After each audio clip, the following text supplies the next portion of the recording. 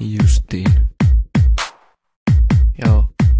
Kun mä olin pikkupoika, äiti osti mulle koneen, niin saman tien se aukas mulle uudet tiet onnen. Iskä sano älä vietä aikaa liikaa netissä, mut mun intohimoni on ollut aina peleissä. Se oli runeskape, joka minun sydämeni vei, kunnes tajusin et vovikin on ihan okei.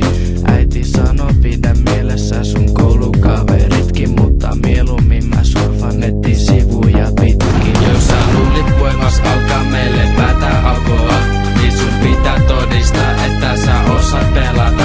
Hapo Hotel Bobby Runen, niistä mä aion räpätä, ja mun virtuaalipipeli on 5 metriä.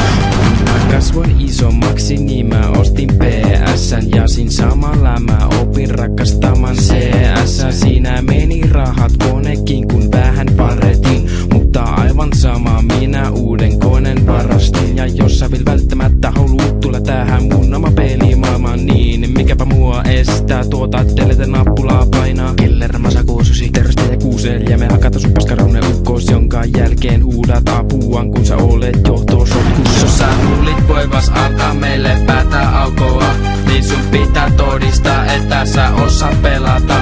Hapo Hotel Bobby Runen, niistä mä aion räpätä, ja mun virtuaalipipeli on 5 metriä.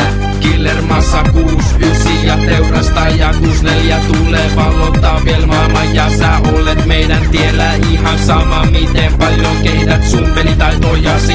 Me hakataan sut silti ja sul on paskas satsi.